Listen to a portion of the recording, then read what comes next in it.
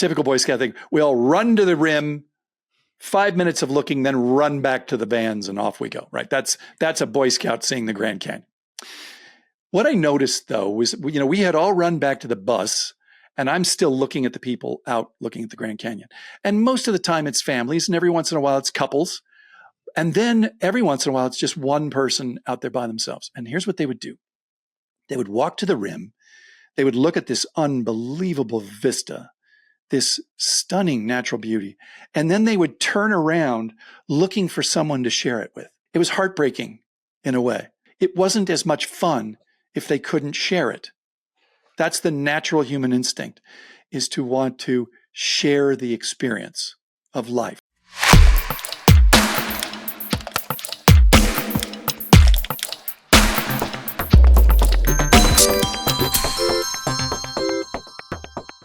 All right, I'm Nic Skovgaard at the Secret to Origins podcast, and I am so excited today because I get to interview one of my heroes, Neal Foard, the creative storytelling expert behind StoryFire and other things. He's been a huge influence on me ever since I ran across his content the first time on Instagram. He is the former worldwide director of creative learning at Saatchi Saatchi. Neal, thank you so much for saying yes to this. This made my day. Thank you for having me, Nick. I can't wait to tell your audience how it is that we got connected. And I'm actually wearing the baseball cap that I've got on today in your honor, because when we met, we were very close to the Quad Cities River Bandits minor league baseball team. And we met in Erie, Illinois, which is right across the Mississippi from Davenport, Iowa, which is where they play. Yeah, right smack dab in the middle of nowhere, right? Like this is such a small town to be like culmination of a great story. Yeah, Erie's small, but Davenport is very impressive, actually. It's thriving, and it's got a very cool little downtown. And whenever you hear that term flyover state, don't be so fast.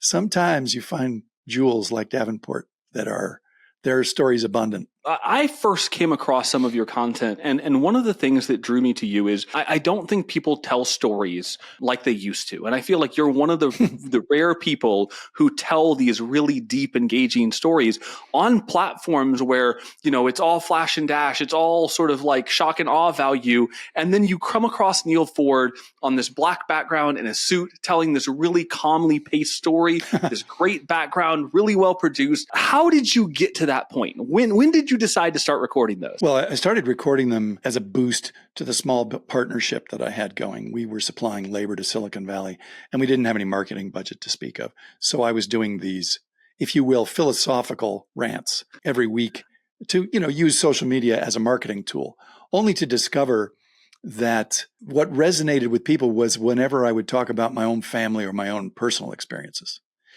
And one day I had told a story about my own father and I in California Central Valley when I was 9 years old.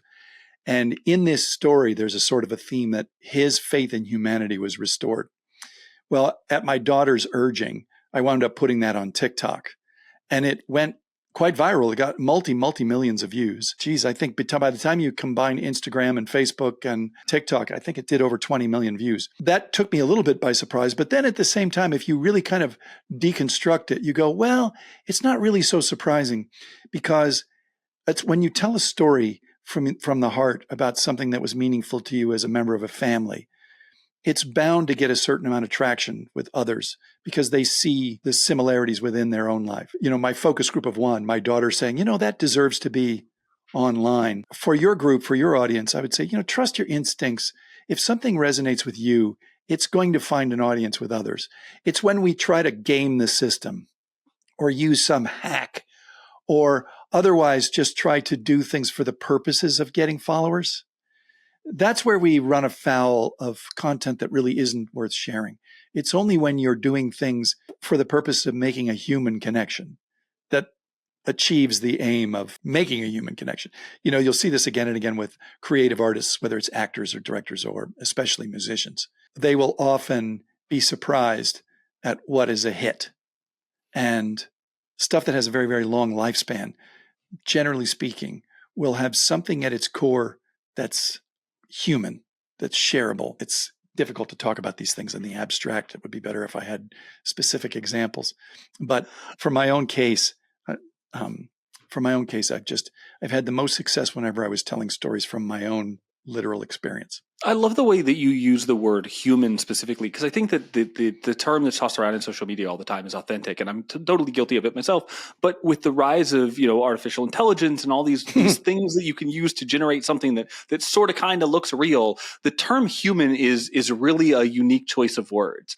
I feel like that's one of the things that you've done with your content so incredibly impactfully. You get this content together where you're slowing down enough to really tell a powerful story. My favorite video that you've made is the There Is No Tiger.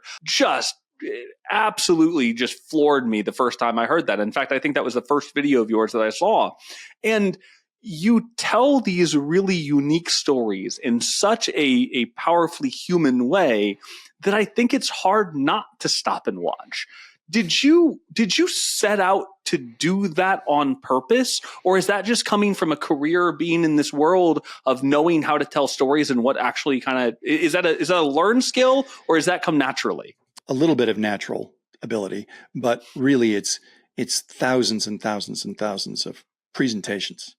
So that what has happened is I'm at the stage now, Nick, where I don't even know what I know.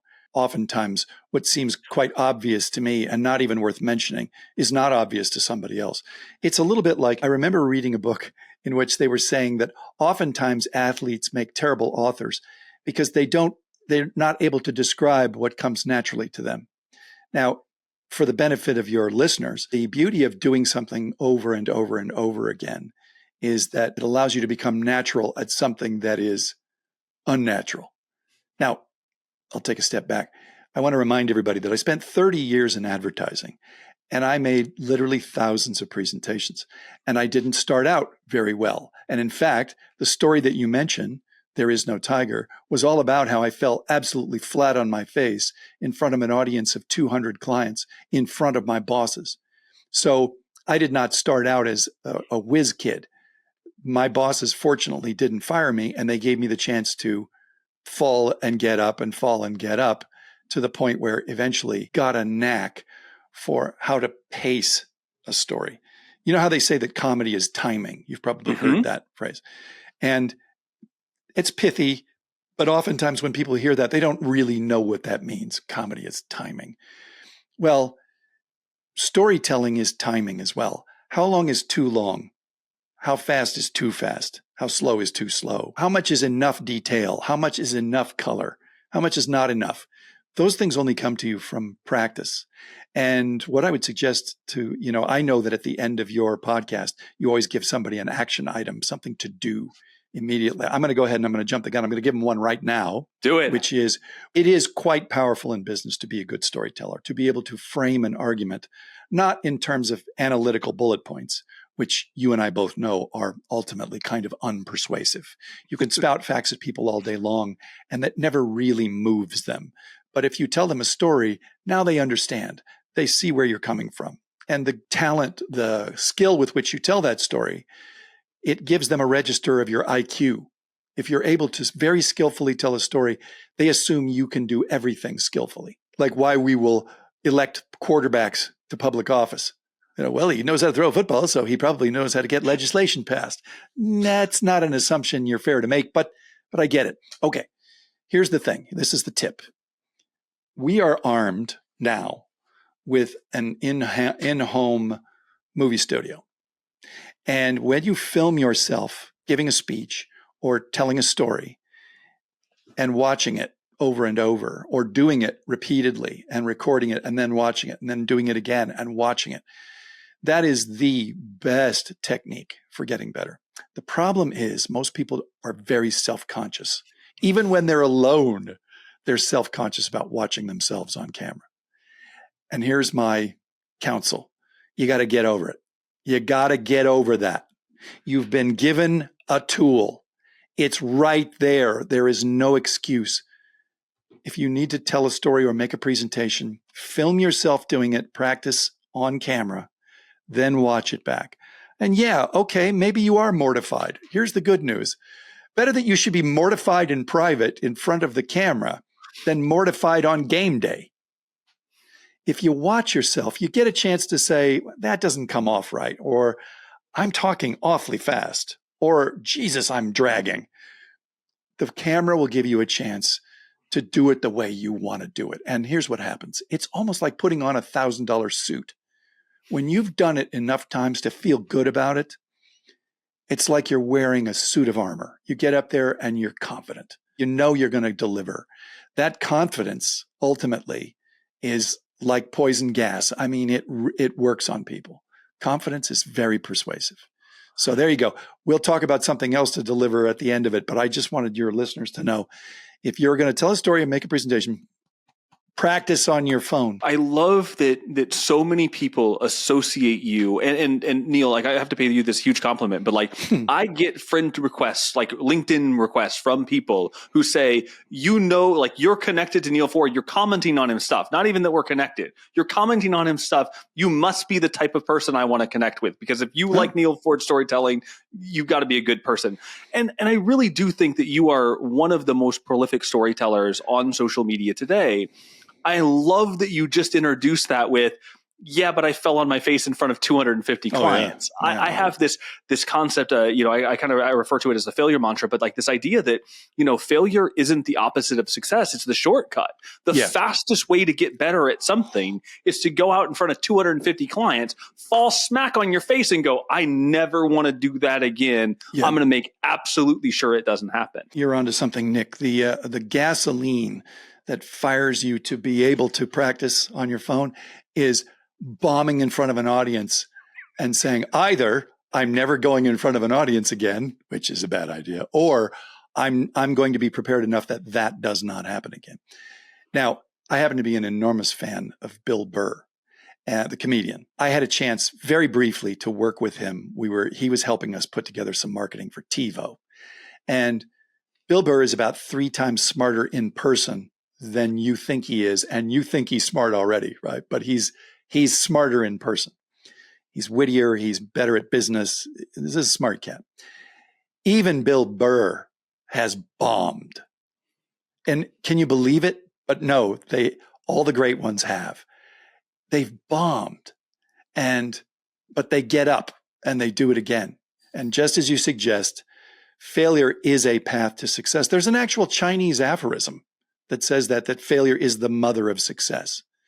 And Thomas Edison had the same philosophy. So truly to get better at anything, whether it's ice skating or tennis or storytelling for the purposes of persuading people, it is a matter of practice.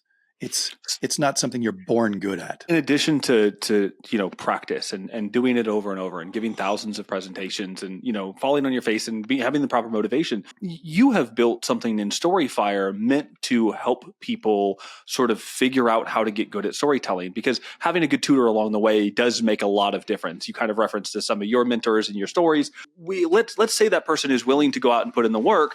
What advice do you give to someone other than just putting in the hours, putting in the reps, who wants to improve their storytelling? I've got a lot of tips, and thank you for bringing up storyfire.net.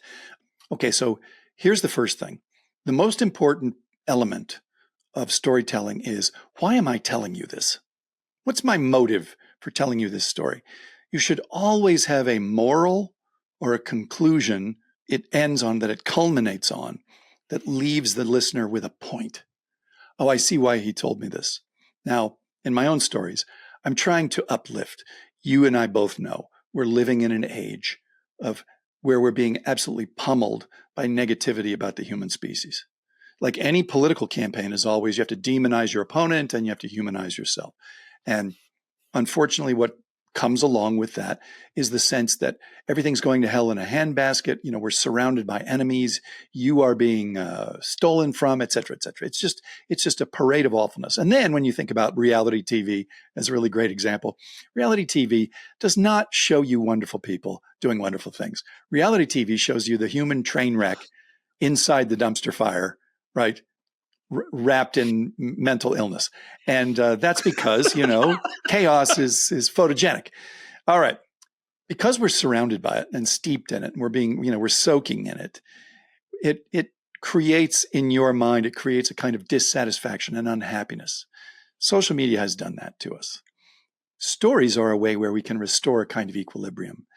My own personal mission is to try to be an antidote to all the negativity, to try to restore people's faith that, you know what, people aren't as bad as they're being described.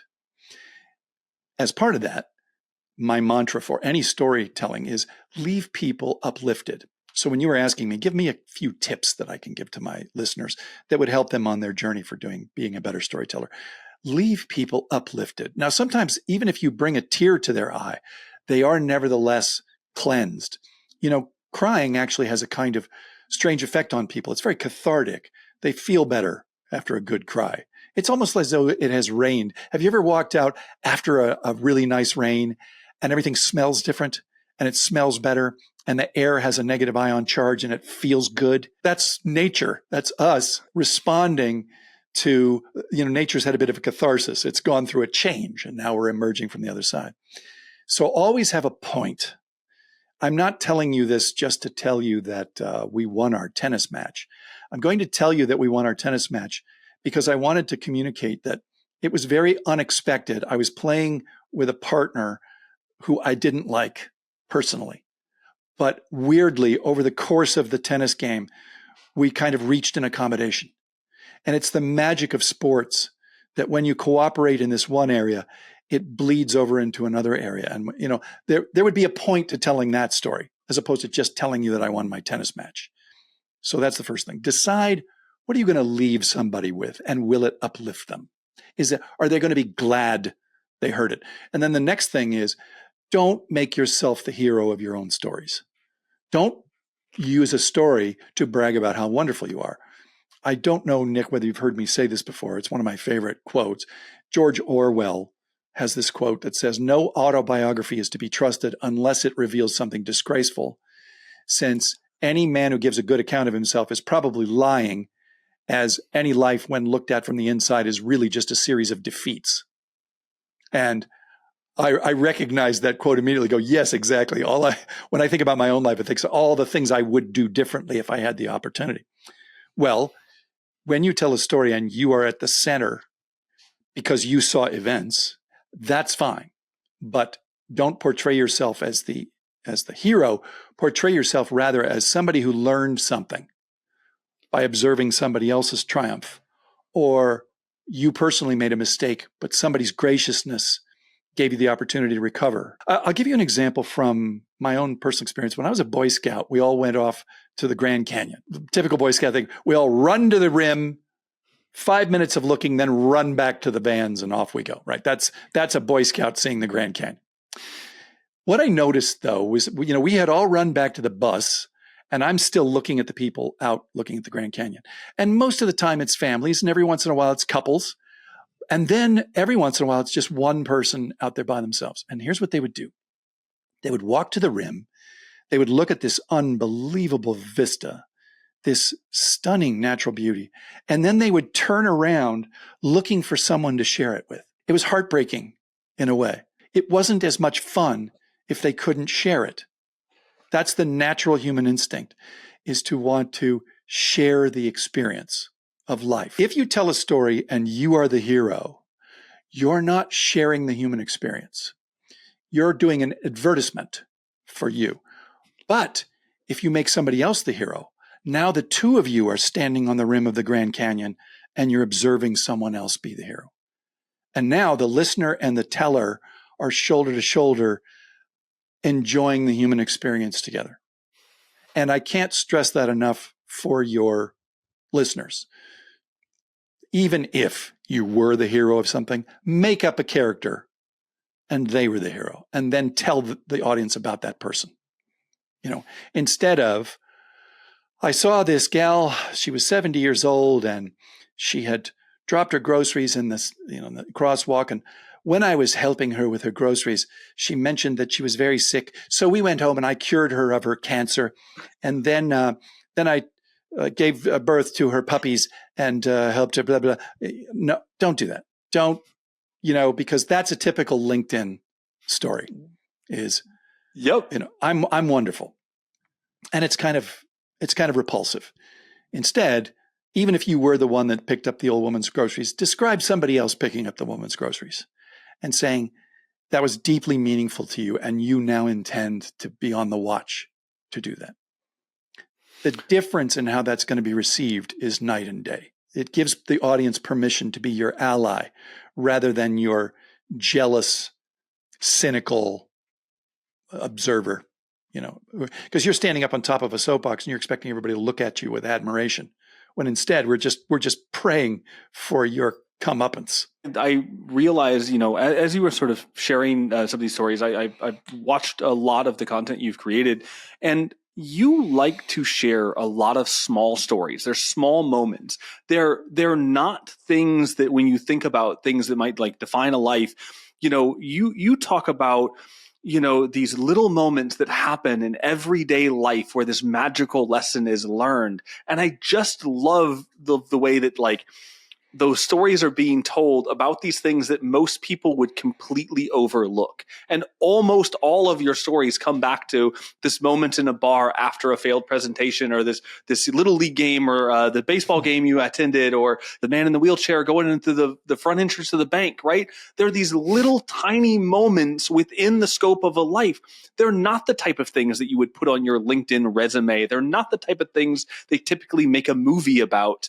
And you tell these so masterfully that they're like, by the time you're done, the audience is captivated. Do you seek those out on purpose?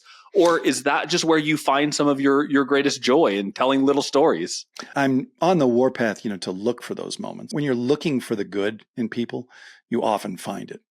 Little gestures people do, little nice things that they do for one another. Every once in a while, you just score, like good fortune lands on you. I'll give you an example.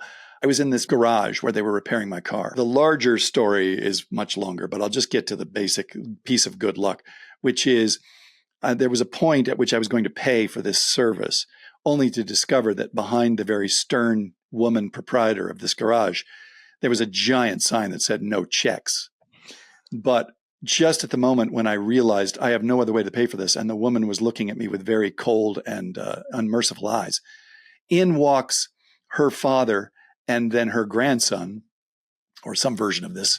And the old man is carrying this little baby. And this is everything about it is very Carpathian Mountains. It's the Balkan sort of suspicion and the days of vendettas. And this man carries this little baby. The baby looks at me, locks eyes, and he makes this squeal of delight, like, ah! And the old man gets very serious all of a sudden and goes, he knows you from before in the other life. And the woman, without change of expression at all, just goes, well, if he knows you, a check's okay. Now, that actually did happen. That happened just as I described. It was more fun in real life because the baby's reaction was just right out of a TikTok video. That moment, I could describe the story as I've just told you, which is, I had this good piece of luck that it was about being able to write a check. But the construction of the story is to try to build this awful day that I'd had before. And yet, despite I should have been furious all day long, but I was always saved by the enthusiasm of the old man. The old man just wouldn't let me be upset. He was this funny, old, beautiful soul who radiated sunshine. And so the beauty of the story from the way I'm constructing the story is I didn't want to have a good day. I wanted to be angry. And he wasn't going to let me. And then I get to this moment in the story where it's like, oh, here it comes. Now we're finally, at the moment when everything's going to go to hell. But again, the old man came in to save it in the form of his successor and heir, his little baby. So it was my way of communicating via story. So much of life is just look, keep your eyes open for the goodness, the saving grace, the lucky bounce. Keep your eyes open for that. And that to me is what I'm looking for all around me in the world. The source of the stories is keep your eyes open for when people are at their best. And it will surprise you how kind people are to one another. You mentioned that many of my stories are very, very small in scope. They're just these little things that happen. Yeah, because I think contained within the small is the larger picture. It's the impulse to be nice to others. The vast majority of human beings are actually pretty cool. The problem, as you and I both know, is that 1.4% of the population is actually psychopaths. And it doesn't take too many to ruin it for everybody. What I'd like to reassure people is that when they go into the world looking for good, they will often find it. And even in the moments when you find the bad, remember that the weather changes. And for the purposes of your audience to benefit from my appearance on your show, what I want to help them do right now is give them another one of those action items. If you're going to have stories to tell, you've got to remember what happened. So I highly encourage you to get a notebook like a Moleskine or some kind of folder. And when things happen, and you'll start to notice these little things, write them down. And what you'll find is that when you write them down, that you're going to discover just how many things happened to you that were story worthy. It's especially true in business, Nick, and it's especially true in failures. Failures are a wonderful source of stories because everybody has them, and there's always a lesson. Every failure brings with it a lesson. The beauty of that is your experience now benefits everybody that didn't have to go through that failure to gain from that failure. That's a gift. You said something a moment ago that I want to come back to, and it's this, you be on the lookout for the good. And, I have a personal quote: the secret to life is to put so much good out into the world that it cannot help but find its way back to you. And you told the story, actually, when I met you in Erie, that I just loved. You had the little troll dolls with you, remember? You had these the little crazy haired naked troll dolls. And you told the story about, I think it was a flight attendant, somebody just chewing the absolute, just tearing this flight attendant down, and you had given this troll doll to them, and I think that it's really important to recognize that, like, you are also a part of that, which is you can be out looking for the good, but you can also be the catalyst for it. And you are a wonderful catalyst for good, in the sense of, like, what was the story behind the little troll dolls? What was the inspiration for those? I always carry a little pocket full of these things. I don't happen to have one now because I just gave one away, but I carry little dinosaurs, little cars, little troll dolls. The purpose is that if I'm getting a coffee from a barista, or I just left a restaurant, I will always leave something for the barista or the server. And I especially carry them on airplanes because flight attendants, that is such a tough job. A flight attendant's a tough job. Well, as also the people behind the counter at the airport, they've got a really, really tough job too, because people are in a hurry. They're upset about their canceled flight. They think that the person behind the counter at the airport has an on-off switch for the weather, and it's really unfair. And any complaints they have about, say, United or Frontier, who do you think they take it out on? They don't take it out on the CEO. They don't take it out. They take it out over the counter people, the least, likely to be the ones responsible for the trouble. So I came armed with these little things, and I had given one to my friend Marcus. Now, the beauty of Marcus is he was a former improv actor. So he's always out there, he's completely fearless about being silly. And when we got into the airport, and it was one of those days when there had been a lot of flight cancellations, and as a result of the flight cancellations, the place was just a simmering zoo. And the couple in front of us, as they were checking their luggage, they were being really condescending and awful, and they were taking it out on this person behind the counter. Well, this was the 90th time that day that this poor counter person had to listen to this BS, and we could just see it in her eyes. The light had gone out. Right? She was close to murder-suicide. So finally, when this couple slithers off, we get up to the counter, and Marcus goes to town. He pulls out the little troll doll, which I had given him, and he goes, "Oh man, those two are in big trouble." And the woman goes, "What?" And he pulls out the doll and he says, "Bjarki saw the whole thing, and all the trolls know each other, and they can't stand people like that. And if you feed him before the sun goes down, he's going to take his revenge." And at this point, she's like, this woman behind the counter is completely unsure how serious she should take this lunatic. Like, is he being funny? See, the thing about Marcus is he's so good, he's just plausibly a crazy person, okay? Or some kind of Norwegian who came down from the troll haven. Okay, so then he pulls out a bag of M&Ms, and he goes, "Feed him his favorite before midnight, and he will have his revenge." Okay, so now what's happened is the woman next down in the line behind the counter, she's overhearing this. And the two of them are looking at each other like, this is crazy. Okay, so anyway, The bottom line was, I did not realize at the time the brilliance of this little move. But what had happened was Marcus had almost like, on a whiteboard where every bad experience that airline personnel had been choked up by all these bad experiences, like writing down one bad experience after another. And it piles up. They say the straw that breaks the camel's back. She was close to being fractured. Well, what he did by bringing in the troll doll and the craziness is he went up on that whiteboard and just erased it all. Because the only thing she's going to remember from that day, the things she's going to talk about, it's going to be urban myth behind that counter about when do you feed the troll the M&Ms. All they're going to remember is Marcus and his craziness. And this is the way life is. Yes, we accumulate negativity, and human beings are prone to focusing on the negative. You had a fantastic day at work, but then some jackhole, cut you off in traffic, and now you're ready to risk your life in some kind of weird road rage incident. No, brother, let it go, because that's going to happen. It's going to happen that somebody is going to be mean to you in traffic. If you know ahead of time and you make an allotment for 3 jerks to be bad to you in traffic, just say, you're number 2, go in peace, my brother, go in peace. I was anticipating you. I was expecting you. What happens is your frame of reference, everything becomes quite different.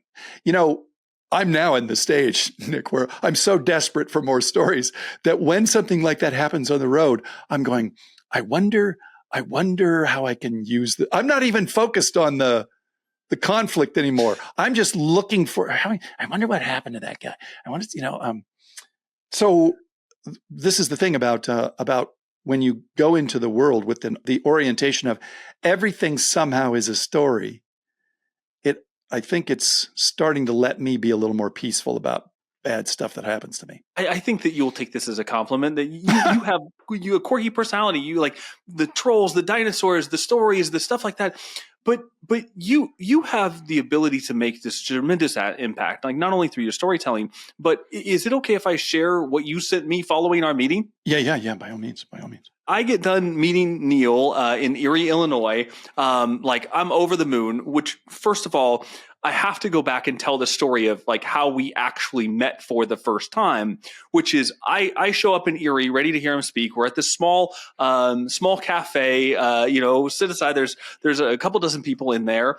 And Neal comes up to talk and he starts into his presentation, and 15 seconds into the presentation, he just makes eye contact with me. Nick, how are you? I was shocked to see you. I was shocked to see you. It was such a cool moment because like I was that excited to see you speak, and for you to kind of gift that sort of excitement back to me was just absolutely floored me. It was like one of the kindest things you could have done. And it was so insanely authentic. It was so insanely human, to use your words. But not only that, we ended up sitting on what was the gentleman's name? His porch. Yeah, Tim Posley. He's a disc jockey in Erie. Yeah, we wound up having like bourbon and cigars. It was great. It was like the perfect Midwestern evening out there in summer. Just great. You sent me one of the like most kindest, thoughtfulest. This is not something that, you whip a little thank you card together, which, in 2024 is insanely impressive. I actually have it right here in my drawer behind it. I'm going to grab it. You sent this thing to me and it's like unwrapping a mystery box. There was so much in this. I'm going to see if I can grab it here. In 2 seconds. Yeah, I'm a big believer in snail mail. Right here, it's labeled in an important save me. You mailed these incredible pieces to me. Like, this is what showed up, right? And filled in this is just all of these different pieces. Like, who does this? Who takes the time to send something that incredibly impactful and cool? I have to know, like, where did all of this come from? How did you get the idea to even send someone a treasure trove like this? I was floored. Well, I don't do it for everybody, Nick. But the contents of that box are a testimony to having been laid off and I had too much time on my hands. I'll tell you where it started, though. I had a girlfriend who was a brilliant artist. She was a photographer. She was a painter. She was a brilliant artist. We would send each other letters. And what happened was I was a cartoonist.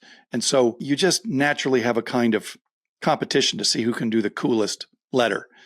And so she would send me this beautiful handwritten, missive. And then I would decorate the envelope. And then she would do a watercolor on the envelope. And then inside there would be a map to some imaginary country, say, here's how you get the treasure and so forth. And we just had this space race of who could do the coolest letter, eventually culminating in boxes. Literally, we would ship boxes with stuff in it. It's something an email can't do. Even a long email can't do this. An email can't prove that I spent a lot of time on this. But a letter, it says subconsciously, I think highly enough of you that I spent an hour and a half working on this. And then I spent another half hour getting to the post office and arranging. So you know how people will buy, oftentimes they'll buy like a car specifically to prove they have money to burn. The purpose of the car is to be ludicrous. In doing so, it says, I have an abundance of resources. Well, a very nice letter to somebody does something similar and different. What it says is, I think highly enough of you to have invested this amount of time as a gesture of friendship. It's an extravagant display in order for you to understand, I could tell you I like you, or I can show you I like you. And in business especially, this is an underestimated quotient. I was lucky because I came from the world of advertising. If I sent a client some kookball envelope, they got it. They're like, yeah, he's not a banker, he's a creative. So I expect this kind of behavior from him. And it was just my way of saying to my clients and to my business partners and the people that helped us make commercials, it's like, I value the time we spent together. Now, there's a law of the universe that I try to observe, which is life gets so much easier when people like you. In the tradition of dogs, why do people love dogs? Because dogs love you first. So the letters, the packages, are a way of communicating, showing you something instead of telling you. You said you started as a cartoonist, huh? I actually didn't know that about you. I mean, I should have assumed it based on all of the work you've done here. Where did that start come from? What? I just made that. Is that what you were doodling before we got on the call today? I met a couple of Navy flyers down in San Diego, and they were just absolutely wonderful. They gave me a tour of the USS Midway. And sorry, quick tangent, just. Yes, please. People have no idea how dangerous an aircraft carrier is.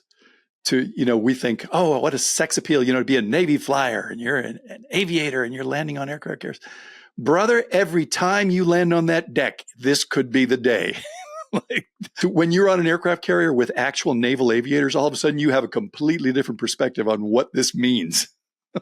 So sorry for that, but I made that cartoon for one of these guys. His call sign was Sweetwater, like Maverick. Mm-hmm. Anyway, so I'm sorry.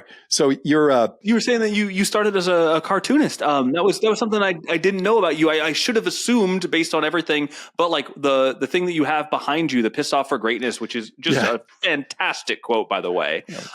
Is that some of your original art? Like, is that where you started, or is that just something creature that came over time? What kind of cartoonist were you? Well, not a very good one. My real goal as a kid, when I was about 18, I wanted to be a cartoonist. That was back in the day when you could make a very nice living putting a cartoon strip in the newspaper. And problem is, I was not good enough. I was like, the guy that doesn't make the prose. But nevertheless, it has been a great gift to be able to draw cartoons for people as a gesture. When I met my wife, I had a real leg up when it came to getting a date because I would leave her these little notes, with little rabbits and and kitties on it. It overcame my other deficiencies. I assume the rabbit was one of your original comics. Did you ever actually have a published comic? Did that career actually take off a little bit? I had a college newspaper comic called Bud the Sleaze, and it was about that rabbit. He was a rabbit who was going to college, and he was all about the experience and not about the learning. That's awesome.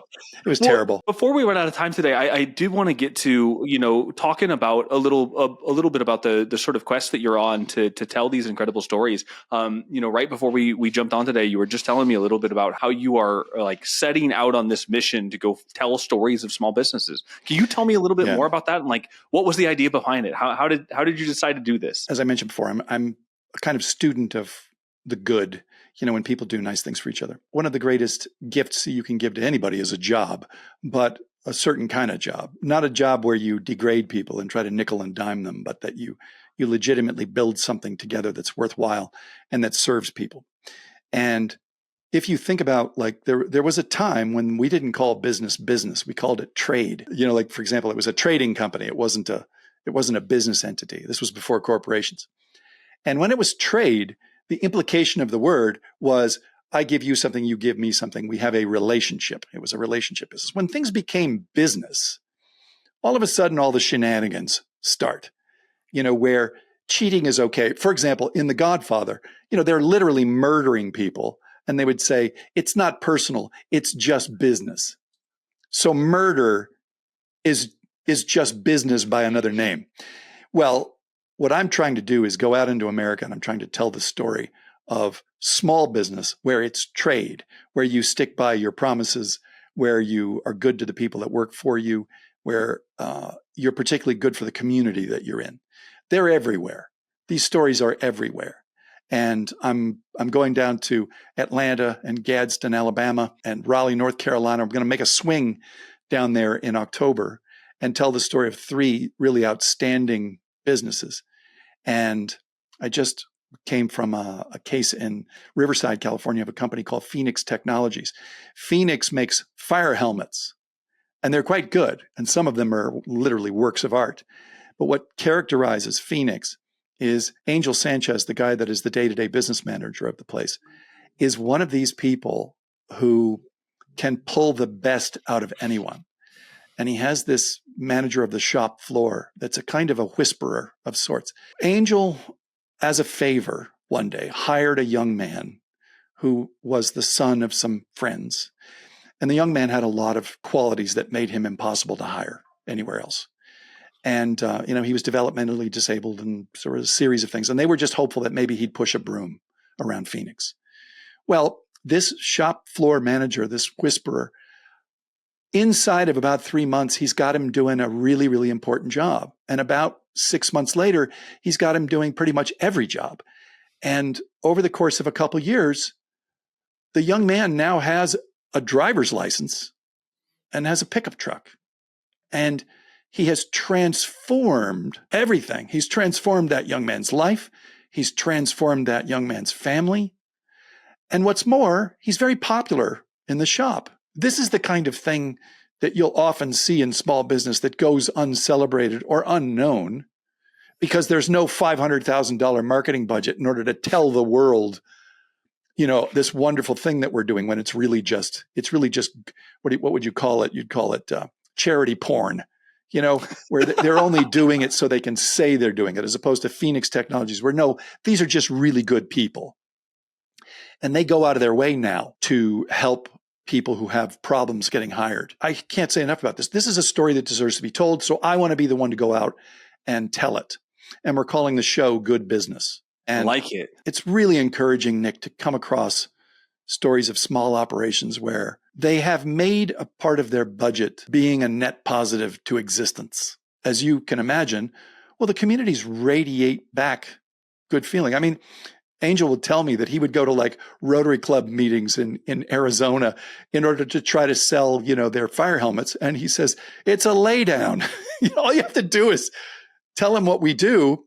And people go, yeah, I'm in for that. When you're actually legitimately good. The product is great, by the way. What's the future for good business as you go find these stories, uncover these stories, capture them? Is this something we're going to be able to watch someday? And it'll be a YouTube. It's going to be a YouTube channel with some luck. I'll manage to get some sponsors. But really the idea, Nick, is just get enough viewers and get enough sponsors that it becomes a going concern. And then that's going to be my mission, is to tell the story of deserving businesses, small businesses across the country. By the way, quick couple of statistics for you, which is, more than half of the new jobs that come up every year are small businesses.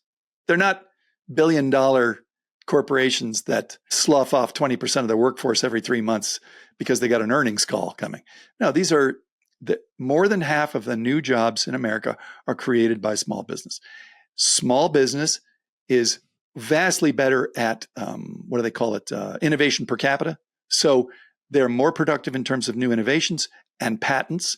They are more productive in terms of generating income per person. Anybody will tell you, if you walk down a thriving Main Street, it's really, really important that small business be part of the fabric of a community, because it diversifies the town from, having that single dominant employer that comes with all kinds of weird baggage. What are they doing? You know what I mean?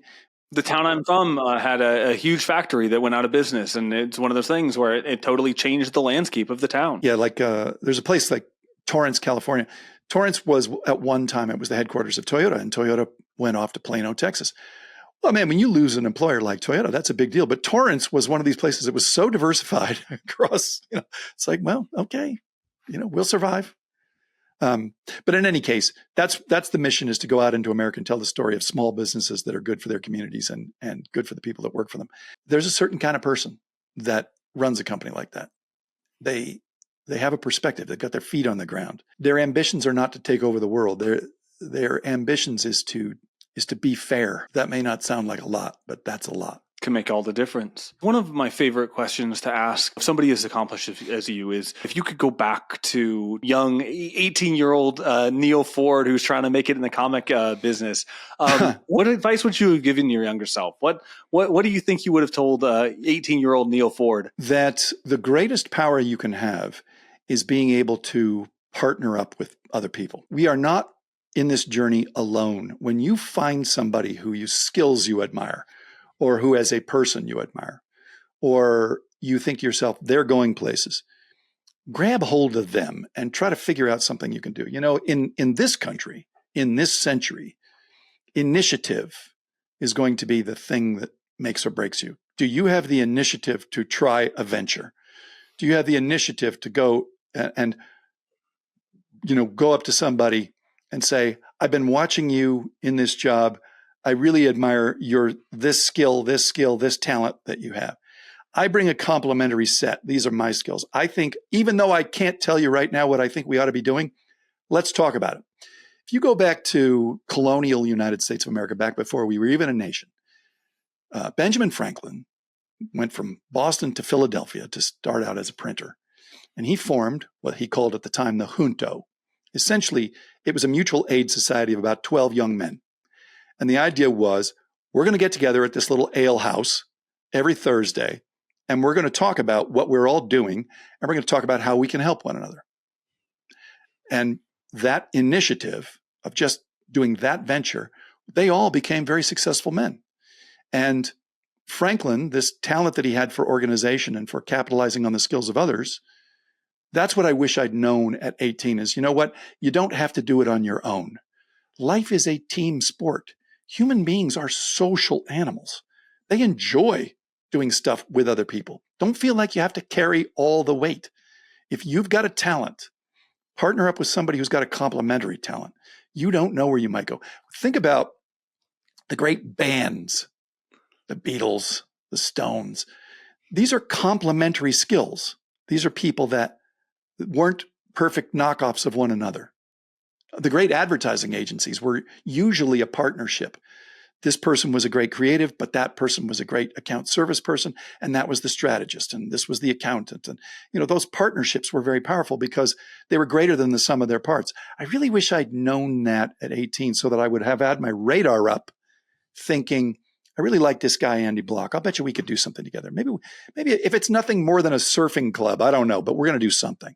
And a really good example, I think, Nick, is what you're doing right now. So here you are, you have a podcast. The podcast gives you license to approach other people and say, I admire you for the following skills. Let's talk about those skills. And now, having met that person and listened to them and taken an assessment of what their background is, you have benefited greatly from this. It's your initiative for having done the podcast, for starting it, that gives you the doorway to these relationships. This is why initiative is so powerful.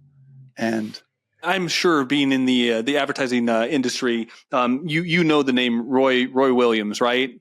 I think so. I mean, Roy Williams was a wizard of ads back in the day, and like I one of my first jobs was radio sales, and I actually got to go out and attend Wizard Academy, which is for Roy Williams, and he told a story while I was there that just reminds me so much of what you just said, and I think he called it the $1 million table.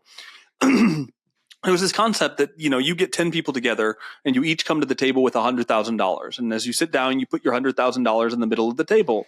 And then you sit and talk for an hour. And at the end, you get up and you leave with $1 million. And in every single aspect of how that would possibly work, one person gets all the money and everybody else leaves empty-handed. And the only commodity that you can bring to that table and leave with your $1 million, but everyone else leave with theirs too, is ideas and knowledge. Is if you show up with $100,000 worth of ideas and you put it in the middle of the table and you give it freely and you bring 9 friends to the table, every single person walks away with the full $1 million. And that hit me so hard as you kind of talk about like this way of you bring people together to collaborate and do good for the right reasons. And it just will snowball out of control so fast. I don't think Americans give themselves enough credit for what good teammates they are. We have such a blinkered view of ourselves that's either overinflated because we're a giant military power.